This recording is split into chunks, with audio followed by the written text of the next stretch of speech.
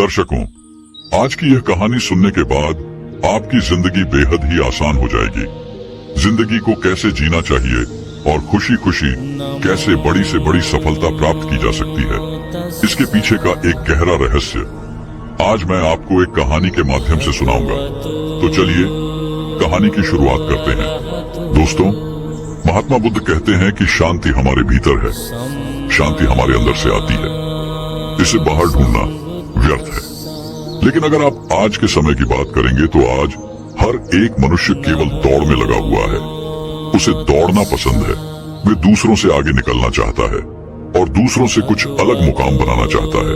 लेकिन वह यह भूल चुका है कि जिस रास्ते पर वह दौड़ रहा है वह रास्ता कभी खत्म नहीं होता और ना ही आपको कभी मंजिल मिल पाएगी, क्योंकि यह रास्ता अनंत है, इसका कोई अंत नहीं। अंतिम समय में भी जब हम अपने आप को देखते हैं तो हम अपने आप को वही रास्ते पर खड़ा ही पाते हैं जहां से हमने इसकी शुरुआत की थी। हालांकि यह सच जानकर भी लोगों को कोई फर्क नहीं पड़ता। वह तो इस रेस में, इस दौड़ में जितना चाहते हैं वह अपने आप को श्रेष्ठ साबित करना चाहते हैं। जब कोई उनसे पूछता है कि तुमने अपने जीवन में क्या हासिल किया, तब हम अपना बखान करने से कभी पीछे नहीं हटते।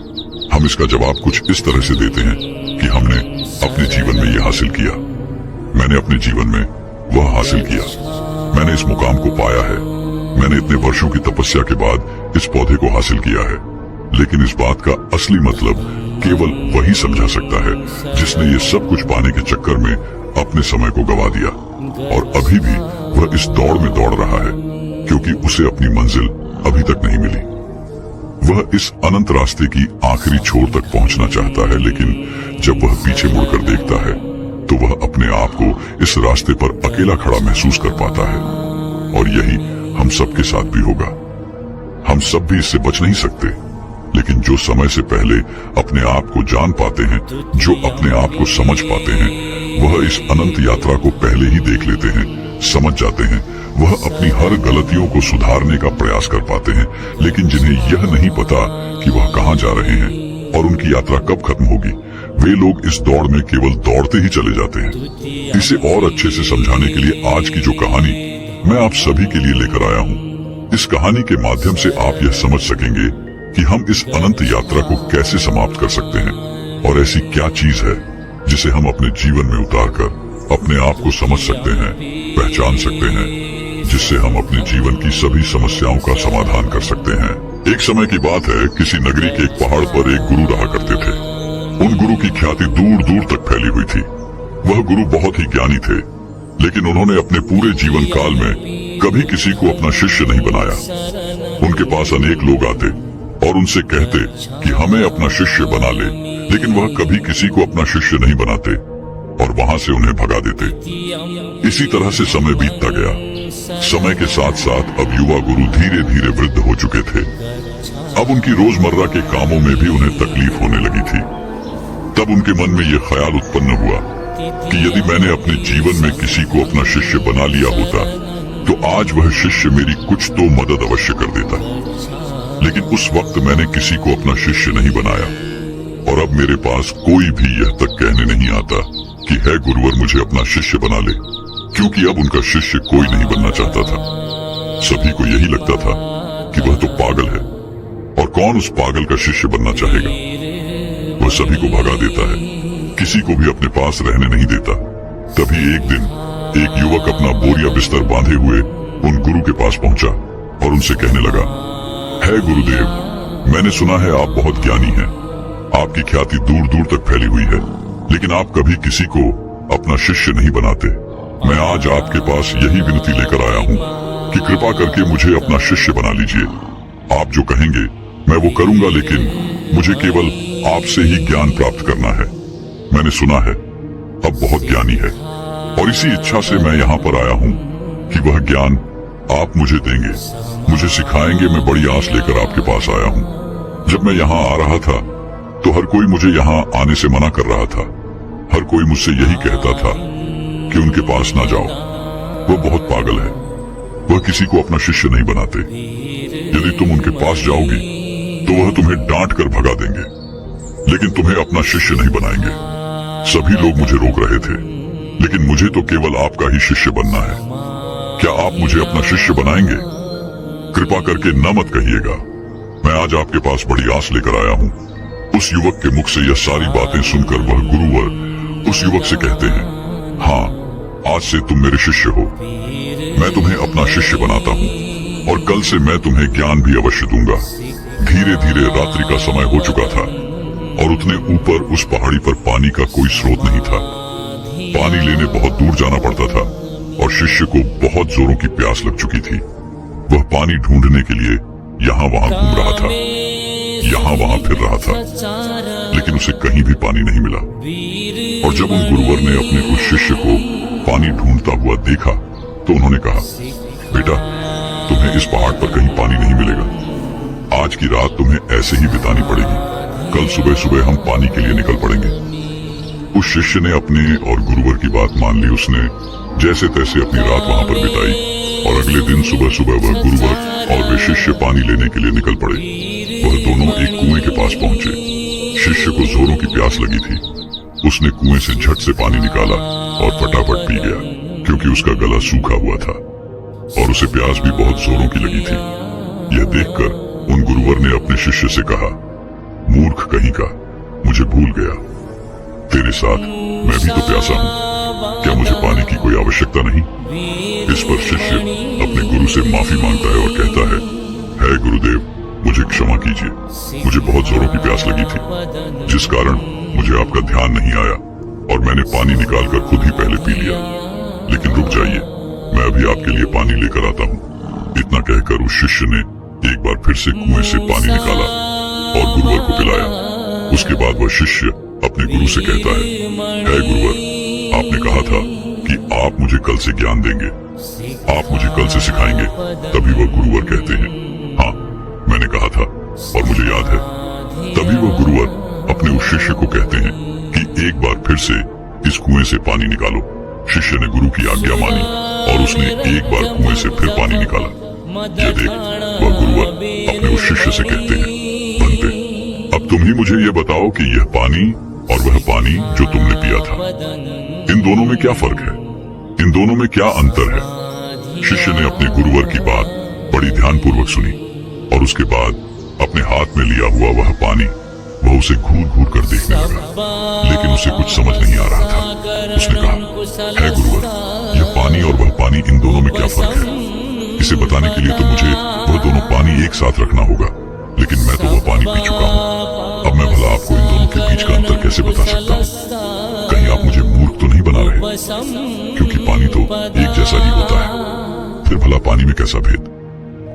शिष्य की यह बात सुनकर वह गुरु अपने शिष्य को बड़े ही ध्यानपूर्वक तौर से देखते हैं और फिर कहते, बनते, जब मनुष्य के भीतर किसी चीज की प्यास उत्पन्न होती है और वह अत्यंत गहरी होती है, तब मनुष्य उस प्यास को बुझाने के लिए, उसका निवारण करने के लिए अपनी पूरी ऊर्जा, अपनी पूरी ताकत लगा देता है और तब उसे केवल अपने प्यास बुझाने का वह स्रोत नजर आता है, वह वस्तु नजर आती है।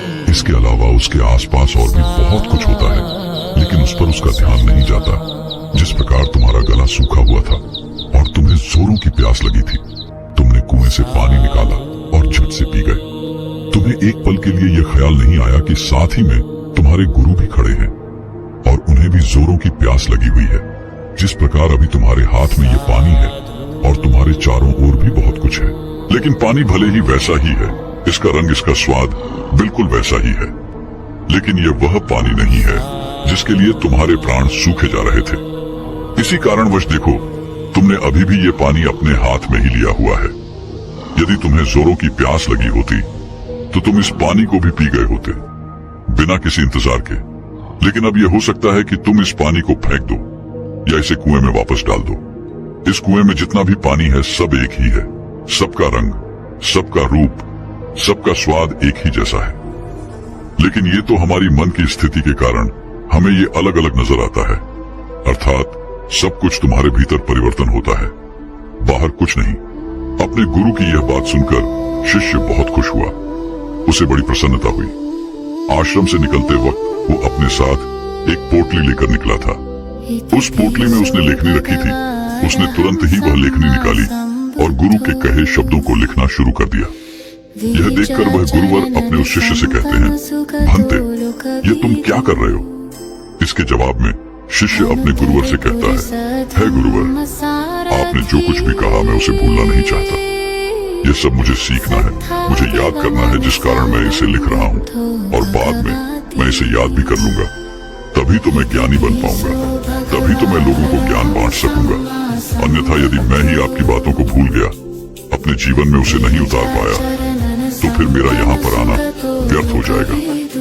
गुरु ने अपने उस शिष्य की सारी बातें ध्यानपूर्वक सुनी और उसके बाद वह अपने शिष्य से कहते हैं, भंते, ये सब तो ठीक है, लेकिन अब चलो, आश्रम चलने का वक्त हो चुका है और फिर हमें अभी भिक्षाटन के लिए भी तो जाना है। इतना कहकर वह गुरु और शिष्य वापस आश्रम की ओर लौट गए और रास्ते में ही उन्होंने भिक्षा भी मांग ली। दोनों जब आश्रम पहुंचे, उस भिक्षा का लुत्फ उठाया। रात में उसे खाकर वह लोग सो गए। अगले दिन सुबह सुबह उन गुरुवर ने अपने शिष्य को जगाया और कहा, चलो हमें कुएं के पास फिर जाना है। इतना कहकर शिष्य और वह गुरुवर उस कुएं की ओर निकल पड़ते हैं। कुछ देर बाद जब वह कुएं के पास पहुंचते हैं तो गुरुवर अपने शिष्य से कहते हैं कि पानी निकालो। वह शिष्य अपने गुरुवर की आज्ञा का पालन करते हुए उस कुएं से थोड़ा पानी निकालता है। तभी वह गुरुवर अपने उस शिष्य से कहते हैं, भंते, कल जो तुमने पानी पिया था और आज जो तुमने पानी निकाला है, इन दोनों में क्या फर्क है? क्या तुम मुझे बता सकते हो? इस पर शिष्य तुरंत ही अपनी उस पोटली को निकालता है जिसमें उसने वो सारी बातें लिखी होती हैं। जब गुरु ने उसे वो सारी बातें बताई थी कि जब मनुष्य को किसी चीज की प्यास उत्पन्न होती है तो वो उसे मिटाने की हर मुमकिन कोशिश करता है और उसके आसपास बहुत कुछ होता है, लेकिन वह उसे देख नहीं पाता। वो ये पढ़ ही रहा था कि तभी उन गुरु ने अपने उस शिष्य से कहा, मूर्ख, क्या कर रहे हो? वह शिष्य कहता है गुरुवर, जैसा कि आपने मुझे बताया था, मैं उसी ज्ञान को दोहरा रहा था और आपको आपके सवाल का जवाब देने का प्रयास कर रहा था। तभी वह गुरुवर अपने उस शिष्य से कहते हैं, मूर्ख, इस पानी को सूंघो, इस पानी में से दुर्गंध आ रही है। शिष्य ने अपने गुरु की आज्ञा मानी। उसने तुरंत ही उस पानी को सूंघा। उसमें से सचमुच बदबू आ रही थी, मानो वह पानी सड़ चुका हो। तभी वह गुरु कुएं की ओर आगे बढ़ते हैं और कुएं में झांक कर देखते हैं तो उसके अंदर एक जीव मरा पड़ा था। जैसे तैसे उन गुरुवर ने और उस शिष्य ने मिलकर उस जीव को कुएं से बाहर निकाला और उस जानवर की ओर इशारा करते हुए और गुरुवर अपने शिष्य से कहते हैं, भंते, क्या तुम इसे देख पा रहे हो? इस पर शिष्य कहता है, हाँ गुरुवर, मैं इसे देख पा रहा हूँ। तभी वह गुरुवर कहते हैं, इस पृथ्वी पर जिसने अब भी जन्म लिया है उसकी मृत्यु निश्चित है। वह एक न एक दिन मृत्यु को अवश्य प्राप्त होता है। जब एक मनुष्य जन्म लेता है तो उसका जीवन संपूर्ण होता है और मृत्यु शून्य होती है। लेकिन धीरे धीरे जैसे जैसे समय बीतता जाता है, एक एक दिन ढलते जाते हैं, जीवन घटने लगता है और मृत्यु संपूर्ण होती जाती है। किसी की भी मृत्यु यूं ही अचानक नहीं हो जाती। जब कोई भी प्राणी जन्म लेता है तो उसके जन्म से ही यह प्रक्रिया शुरू हो जाती है और अंततः हमारी यात्रा जन्म से मृत्यु तक अपना सफर तय कर लेती है। हाँ, यहाँ पर यह जरूर होता है कि किसी के लिए तेज प्रक्रिया होती है और किसी के लिए ये प्रक्रिया धीमी होती है, लेकिन ये प्रक्रिया सभी के लिए काम करती है और सभी को एक ना एक दिन जन्म से लेकर मृत्यु तक का यह सफर तय करना ही पड़ता है। शिष्य ने एक बार फिर से अपनी लेखनी निकाली और गुरु की इन सभी बातों को लिखना शुरू कर दिया। तभी वह गुरु है क्रोधित होते हुए अपने उस शिष्य से कहते हैं, चलो कुएं की ओर चलो। यह देखकर वह शिष्य घबरा जाता है और अपने उन गुरुवर से कहता है गुरुवर, मैं तो अभी जवान हूँ और मैं अभी मृत्यु को प्राप्त नहीं होना चाहता, कृपा करके मुझे छोड़ दे। तभी वह गुरुवर अपने उस शिष्य से कहते हैं, बेवकूफ, मैं तुम्हें कुएं में धकेलने नहीं जा रहा। मैं तो यह कह रहा हूँ कि कुएं के चारों ओर एक दीवार खड़ी कर देते हैं जिससे और कोई इस कुएं में ना गिरे, जिससे किसी और को व्यर्थ अपनी जान ना गंवानी पड़े। दोनों ने बड़ी मुश्किल के साथ कुछ लकड़ियां इकट्ठा की और कुएं के चारों ओर एक दीवार बना दी जिससे अब उस कुएं के अंदर कोई नहीं गिर सकता था। इतनी मेहनत करने के बाद गुरु और वह शिष्य वापस आश्रम लौट आए। धीरे धीरे ऐसे ही कई दिन बीत गए। शिष्य अब उन गुरुवर के साथ अपना अधिकांश समय बिताता था, उनका सारा काम करता था। एक दिन उसने देखा कि उसके गुरुवर बहुत प्रसन्न है। तभी वह उन गुरुवर के पास पहुंचा और अपने उन गुरुवर से कहता है गुरुवर, आज आप बहुत प्रसन्न दिख रहे हैं, क्या मैं आज आपसे कुछ पूछ सकता हूँ? तभी वह गुरुवर अपने उस शिष्य से कहते हैं, हाँ अवश्य। तभी शिष्य कहता है गुरुदेव, आप मुझे कोई ऐसा ज्ञान दीजिए जो सबसे बड़ा हो, जिसके आगे मुझे कोई और ज्ञान अर्जित करने की कोई आवश्यकता न पड़े। वैसे भी दिन ब दिन आप वृद्ध होते जा रहे हैं और आपकी मृत्यु कब आ जाएगी ये मैं नहीं जानता, इसीलिए आप मुझे वह ज्ञान दे दीजिए, तभी तो मैं आपके ज्ञान को लोगों तक फैला सकूंगा, तभी तो लोग आपके बारे में जान सकेंगे। वह अपनी लेखनी लेकर बैठ गया, इस इंतजार में कि गुरुदेव उसे कुछ बताएंगे, कोई ऐसा ज्ञान जो बहुत बड़ा है। लेकिन उन गुरुवर ने अपने उस शिष्य से कुछ नहीं कहा, बस वो चुपचाप बैठ गए। वह काफी देर तक यूं ही मौन रहे और उसके बाद वहां से उठकर चले गए। वे शिष्य चुपचाप ये सब देख रहा था और जब वह गुरुवर वहां से उठकर चले गए तो उसने लेखनी से लिखा, सबसे बड़ा ज्ञान मौन। अगले दिन फिर उसने उन गुरुवर से यही सवाल किया और अब की बार भी गुरुवर ने उसे कोई जवाब नहीं दिया। वो काफी देर तक मौन रहे और फिर वहां से उठकर चले गए।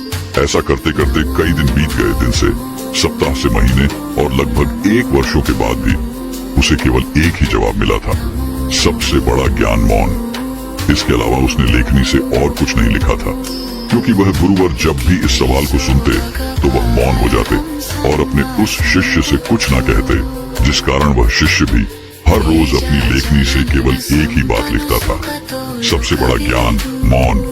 लेकिन अब उसके सब्र का बांध टूटा जा रहा था। एक दिन रात को उसे नींद नहीं आ रही थी, वह यहाँ वहाँ करवटें बदल रहा था। चांदनी रात थी। वह आश्रम से बाहर निकला और बाहर बैठकर ये सोचने लगा कि आखिर गुरुदेव मुझे वह सबसे बड़ा ज्ञान क्यों नहीं दे रहे? क्या वह मुझे देना नहीं चाहते या मैं अभी इस लायक नहीं हूँ कि उस ज्ञान को समझ सकूं? इस प्रकार उसके मन में हजारों सवाल चल रहे थे, हजारों तरह के विचार उत्पन्न हो रहे थे। तभी अचानक उसे एक पक्षी की आवाज सुनाई पड़ी। उसका पूरा ध्यान उस पक्षी की आवाज पर चला गया और तब उसने महसूस किया कि चारों ओर हवाएं चल रही थी। पत्तों की सरसराहट की आवाज, ठंडी हवाएं चलने की आवाज, चारों तरफ सन्नाटा छाया हुआ था। वह ये सब महसूस कर पा रहा था। उसने उस सन्नाटे की आवाज को ध्यान से महसूस किया, अपनी आंखें बंद की और बड़े ध्यान से उन आवाजों को सुनने लगा। उसका मन बिल्कुल शांत हो गया और अब तक पहली बार उसने अपने मन को इतना शांत महसूस किया था। पहली बार वह आनंदित महसूस कर रहा था। वह यह भूल चुका था कि उसे बड़े ज्ञान के बारे में अभी तक उन गुरुवर ने कुछ नहीं बताया। तभी उसने सोचा कि जो आज अनुभव मैंने प्राप्त किया है, इसे मैं अपने गुरुवर को अवश्य बताऊंगा, जिस कारण वह उस अनुभव को लिखने के लिए अपनी लेखनी निकालता है। तभी वह देखता है कि उसने अपने किताब के सारे पन्नों पर केवल एक ही बात सीखी है, सबसे बड़ा ज्ञान मौन। तभी उसे यह भी एहसास हो गया कि वह गुरुवर तो उसे सबसे बड़ा ज्ञान दे रहे थे, लेकिन वही उसे समझ नहीं पा रहा था। सबसे बड़ा ज्ञान तो यही है, लेकिन जो उसने अनुभव किया था, उस अनुभव को वह फिर से महसूस करना चाहता था, जिस कारण वह पूरी रात नहीं सोया और फिर से जाकर वहीं पर बैठ गया और रात भर उन आवाजों का अनुभव करता रहा, शांति को महसूस करता रहा। सुबह हो गई थी। वह सुबह सुबह उठकर अपने गुरुवर के पास आया। उस शिष्य के गुरु ध्यान में लीन थे। वह चुपचाप वहां पर आया, वहां बैठकर उन्हें शांति से देखता रहा। जब उन गुरुवर ने अपनी आंखें खोली तो अपने उस शिष्य को अपने सामने पाया और वो उसे देखते ही ये समझ चुके थे कि इसे मौन मिल चुका है, इसने शांति का एहसास कर लिया है। गुरु ने अपने शिष्य से कहा, भंते, मौन कोई ज्ञान नहीं है, मौन ज्ञान का आधार है और यह हमें वह दिखाने में सक्षम है जिसे हम अपनी आंखों से नहीं देख पाते। बाहर चाहे कितना भी शोर हो, चाहे कितनी भी भीड़ हो, लेकिन भीतर मौन होना ही चाहिए। अपने गुरुवर के मुख से यह बात सुनकर उसने अपनी लेखनी और अपनी पुस्तक गुरु के चरणों में रख दी और उसके बाद से उसने कभी कुछ नहीं लिखा। उसने केवल वो सारी बातें महसूस की और धीरे धीरे एक दिन उसने असली ज्ञान को प्राप्त कर लिया। दोस्तों, हम भी अपने जीवन में जन्म से लेकर अपने अंतिम समय तक कुछ न कुछ इकट्ठा करने में लगे रहते हैं। जितना कर सकते हैं उतना तो करते ही हैं, लेकिन उसके बावजूद भी हम और अधिक पाना चाहते हैं, हम और अधिक इकट्ठा करना चाहते हैं, जिससे हमारे मन में हमेशा एक अशांति रहती है, जिससे हमारा मन हमेशा विचलित होता रहता है और हम कभी भी एक लक्ष्य की ओर आगे नहीं बढ़ पाते। लेकिन इसके बावजूद भी हम कभी भी अपने आप को एक पल के लिए शांत नहीं होने देना चाहते। एक काम से दूसरा काम, दूसरे से तीसरा, तीसरे से चौथा, इसी प्रकार हम अपना पूरा जीवन यूं ही गंवा देते हैं। लेकिन हम कभी भी एक पल के लिए मौन नहीं रहते। इसी कारणवश हम जीवन भर केवल भागते रहते हैं, लेकिन अपने भीतर की उस शांति का अनुभव कभी नहीं कर पाते, जिस कारण हम सब कुछ प्राप्त करके भी कुछ नहीं प्राप्त कर पाते। हमारा जीवन पूरी तरह से व्यस्त हो जाता है। इसलिए दोस्तों, अगर आप भी अपने जीवन में भागते भागते थक चुके हैं, तो एक पल के लिए मौन धारण करें, क्योंकि वह आपको वह ऊर्जा प्रदान करेगा जिससे आप अपने जीवन में एक सही दिशा प्राप्त कर सकेंगे। अपने भीतर झांकने का प्रयास करें। हम में से अधिकांश लोग मौन का व्रत तो अवश्य रखते होंगे, लेकिन केवल यह ऊपरी तौर पर होता है और भीतर की ओर हमारा मन बिल्कुल अशांत रहता है। हमें किसी चीज में चैन नहीं मिलता। हम केवल यहाँ वहाँ भागते रहना चाहते हैं, कुछ न कुछ इकट्ठा करना चाहते हैं, जिससे हमें कभी भी शांति नहीं मिल पाती और हम यूं ही इस जीवन के भाग दौड़ में लगे रह जाते हैं। अब आप में से कई लोग यह कहेंगे कि मौन कैसे प्राप्त करें, कैसे हम अपने भीतर की ओर जाके, कैसे हम अपने मन को शांत करें। तो इसका एक बहुत ही सीधा और सरल उपाय है, ध्यान। अपने विचारों को, अपने आप को ध्यान से देखें। आप दिन भर क्या कर रहे हैं, आप कहां पर, कितना समय दे रहे हैं। जब आप किसी चीज को होते हुए देख रहे हैं और आपके मन में किस प्रकार के विचार उत्पन्न कर रहा है, तब आप यह भी समझ पाएंगे कि आप कितनी व्यर्थ की बातें सोचते हैं, जिनका वर्तमान से कोई संबंध नहीं है। और एक बात आप यह भी बहुत अच्छे से जानते होंगे कि आपसे बेहतर आपको कोई और नहीं चाह सकता, इसलिए आपसे बेहतर आपका और कोई परिवर्तन नहीं कर सकता। आप जैसा चाहें वैसा अपने आप को बना सकते हैं, इसलिए कोशिश करें। निरंतर कोशिश करते रहने पर आप मौन को भी अवश्य पालेंगे और अपने जीवन को एक सही दिशा और दशा देने में सक्षम हो पाएंगे। दोस्तों, उम्मीद है कि आपने आज की इस वीडियो से जरूर कुछ ना कुछ सीखा होगा। तो इस वीडियो को लाइक और अपने दोस्तों के साथ शेयर करना ना भूलें। हमें ऐसे ही सपोर्ट करने के लिए चैनल को सब्सक्राइब और घंटी बटन को जरूर दबा दें। तो चलिए मिलते हैं एक और वीडियो में, तब तक के लिए अपना ख्याल रखें। धन्यवाद।